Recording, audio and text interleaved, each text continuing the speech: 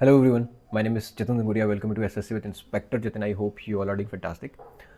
जैसा कि आपने इस वीडियो के टाइटल से देख लिया होगा कि इस वीडियो में हम लोग बात करने वाले हैं the expected cut off for SSC GD 2025 exam. So guys, सबसे पहली बात मैं आपको बताऊं, अगर आपने ये वीडियो पे क्लिक करा हुआ है और आप ये देखना चाहते हैं कि कट ऑफ क्या गया है, तो आप कुछ बहुत ज़्यादा गलत कर रहे हैं। ठीक है, अगर आप GD के एग्ज़ाम्स के लिए प्रिपेयर कर रहे हैं और आप दिन भर कट ऑफ देख रहे हो ना, so you are in this trap.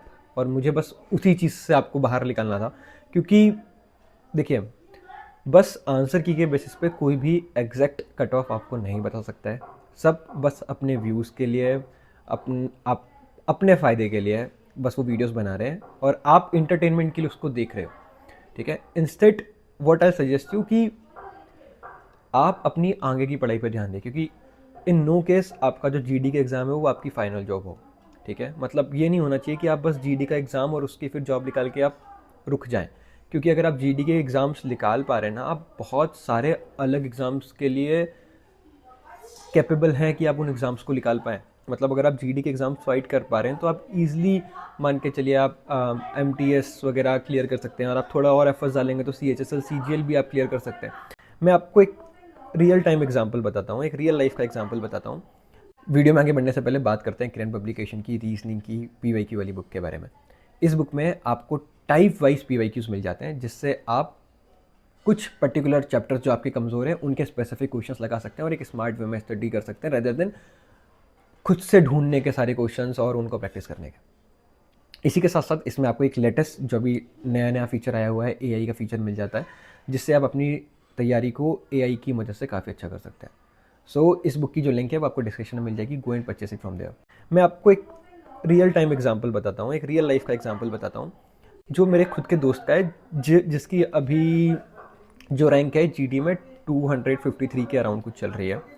सो इस इंसान का क्या था कि when he was in college, तो इसने जो XY ग्रुप्स के एग्ज़ाम्स देना चालू करे और ये उन्हीं एग्ज़ाम्स को दे रहा था, फिर उसी के हिसाब से पढ़ता भी था। मतलब लेट से उसमें आपको पता है कि मुझे इतना ज़्यादा कुछ खास एक्स्ट्राऑर्डिनरी करने की ज़रूरत नहीं है, मुझे बस ये जॉब निकालनी है। तो अगर अगर आपका टारगेट छोटा हो गया ना लाइफ का, तो आप तैयारी भी उसी लेवल पे करते हो। सो कीप योर टारगेट सही। तो उसका X and Y के एग्ज़ाम्स के पेपर रहते थे उसके, वो भी नहीं निकल पा रहे थे उस टाइम पे। देन हमारी कुछ बात होती है एंड देन वी डिसाइड कि भाई अब से you are going to target CGL, और वो लग के CGL की तैयारी कर रहा है।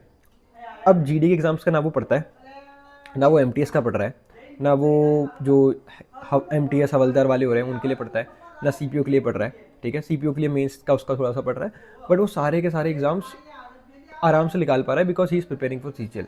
तो मैं आपको बस ये बोलूँगा कि GD के एग्ज़ाम्स का बस सोच के अपनी जो प्रिपरेशन है ना उसको छोटा मत करो, और कट ऑफ प्रिडिक्ट करना इट्स इज़ वेरी इजी। ठीक है, मतलब लोगों को ऐसे थोड़ा सा ऐसे बेवकूफ़ बनाना वीडियोस में आके, कि मैं भी आके जैसे बोल दूँ कि मेरे हिसाब से कट ऑफ 134 ±5 जाएगा। सो एक रेंज काफ़ी बड़ी हो गई है। देखो 134 ±5, 129 से लेकर 139 तक, इसके बीच में तो जाएगा ही जाएगा कट ऑफ। ठीक है, अब बाद में ये बोल दूंगा नहीं नहीं, ये वाला कट ऑफ मैंने प्रीलिम्स के लिए बताया था, ये वाला कट ऑफ मैंने मेंस के लिए बताया था, और नहीं गया इतनी भी रेंज, 10 नंबर की इतनी बड़ी रेंज के बाद भी नहीं गया, देन स्टिल वो कह देंगे कि हाँ बाद में नॉर्मलाइजेशन हुआ, ये फैक्टर है वो फैक्टर है, बट आपको उससे कुछ फ़ायदा नहीं हुआ। सो मैं आपको ये कहना चाहता हूँ कि instead of seeing this kind of videos, focus on your preparation.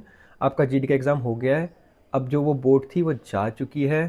ठीक है, अब आप दूसरे एग्ज़ाम्स की तैयारी करो, या फिर एक स्पेसिफिक एग्ज़ाम पकड़ो और उसकी तैयारी करने लग जाओ। जो एग्ज़ाम दे दो ना उसके बारे में ज़्यादा नहीं सोचना है, देखे आ गया, हल्की फुल्की एक आध वीडियो देखी तो देखिए, उसके बाद आपको अपना जो दिमाग है ना उसको जितना आप फ्री रख सको, जितना आप इसमें कम गार्बेज डालोगे ना, आप उतना अच्छा रिटेन कर पाओगे, और जितनी उतनी ही अच्छी आपकी पढ़ाई की प्रोडक्टिविटी आएगी।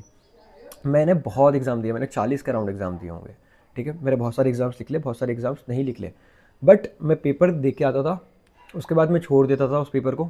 ठीक है, अगर मुझे यूट्यूब पे ऐसे उस टाइम वीडियोस बनानी होती थी तो मैं भी उसी तरीके का कंटेंट डालता था कि अच्छा मेरा पेपर कैसा गया, कितने मुझे लगता है कि कट ऑफ जाएगा, ये वो ये वो ये वो। बट मैं बता रहा हूँ, उससे आपका ऐसा कुछ फ़ायदा नहीं होने वाला है, उससे आप दिमाग में एक तरीके से गार्बेज इंसर्ट कर रहे हो। सो अपनी पढ़ाई पे ध्यान दीजिए, अपनी पढ़ाई को और आगे एक टारगेट करो कि आपको CGL टारगेट करना है। अगर आप CGL जैसे एग्ज़ाम टारगेट कर रहे हो ना, तो आप बहुत सारे एग्ज़ाम्स निकालोगे, क्योंकि देखो GD में या फिर आप एक तरीके से फ़ौज में जा रहे हो। ठीक है, फ़ौज मतलब पैरामिलिट्रीज़ वगैरह, अभी भी उसको मैं कंक्लूड कर रहा हूँ। सो अगर आप वहाँ पर जा रहे हो, तो अगर आप एक लोअर पोस्ट पे जा रहे हो ना, आपके पास वहाँ पर बहुत ज़्यादा आप परेशान हो सकते हो।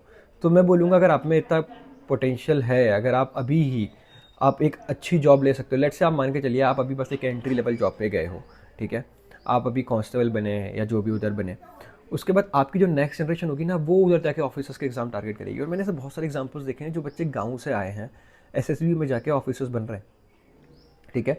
तो मैं बोलूँगा अपने गोल्स छोटे मत रखो, आपको जनरेशन गैप क्रिएट नहीं करना है, बल्कि आपको जनरेशन गैप फिल करना है, ठीक है।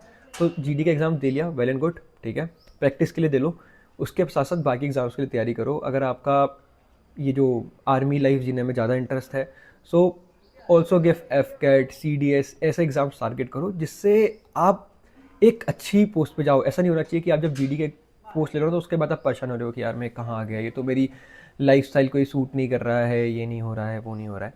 सो आई लास्ट यू, दे दिया, अब छोड़ो उसके बारे में, अब हैव योर हायर गोल्स, ठीक है, क्योंकि जब आपके हायर गोल्स होंगे ना तब आप मेहनत अच्छी करोगे। जीडी में भी ऐसा नहीं कि कट ऑफ कम हो गया, ठीक है। और एक और बात मैं आपको बताना चाहूँगा, अगर आप जीडी के एग्जाम्स 4 या 5 बार से दे रहे हो, 4 बार से दे रहे हो और आपका कट ऑफ अभी अभी भी आपके नंबर 100 से ऊपर नहीं आ रहे हैं ना, you are either not made for the government exam, या फिर आप तैयारी सही से नहीं कर रहे हो। तो या तो आप तैयारी अच्छे से करने लगो, या फिर आप तैयारी छोड़ दो। आप ऐसे टाइम बर्बाद मत करो कि मैं गवर्नमेंट एग्ज़ाम की प्रिपरेशन कर रहा हूँ, क्योंकि ये काफ़ी बेसिक एग्ज़ाम है। अगर इसमें भी आप 100 के ऊपर या फिर कट ऑफ के उस आसपास नहीं आ पा रहे हैं, 4 अटेम्प्ट में, 3 अटेम्प्ट में, 2 अटेम्प्ट में, सो आई सजेस्ट यू कि लीव योर प्रिपरेशन, या फिर प्रिपरेशन ढंग से करो, ठीक है। ऐसा आप करोगे ना तो आप अभी जो आप कर रहे हो ना उससे आप बस अपना टाइम बर्बाद कर रहे हो, घर वालों को धोखा दे रहे हो, खुद को धोखा दे रहे हो। ऐसा करके धीरे धीरे आपकी एज निकल जाएगी एंड फिर आपके ऊपर प्रेशर और आ जाएगा। और ये जो मैं आपको बता रहा हूँ ना कि अभी हैव योर हायर गोल्स, जब आपकी किसी की जैसे लेट से कोई जीडी में सेलेक्ट भी हो जाता है ना, उसके बाद उन्हें लगेगा कि यार हमने शायद पढ़ाई नहीं छोड़नी चाहिए थी, ठीक है। तो अपनी पढ़ाई किसी भी हालत में मत छोड़ो, एग्ज़ाम्स टारगेट करो, अच्छे एग्ज़ाम्स टारगेट करो और लग के उनके बारे में पढ़ाई करिए, ठीक है। So that's it in this video. बाकी अगर आपको कुछ भी डाउट है, anything in your mind, feel free to comment in the comment box और बताइए कि आपका स्कोर कितना आया है। और इसके बाद ये वाली वीडियोस देखना हमें बंद करना है, ठीक है। हमें इसके बाद हमारी पढ़ाई पर ध्यान देना है। So guys that's it in this video. बाकी मिलते हैं वीडियो के साथ, till then bye bye, take care, see you soon, signing off, Jatin Moriya.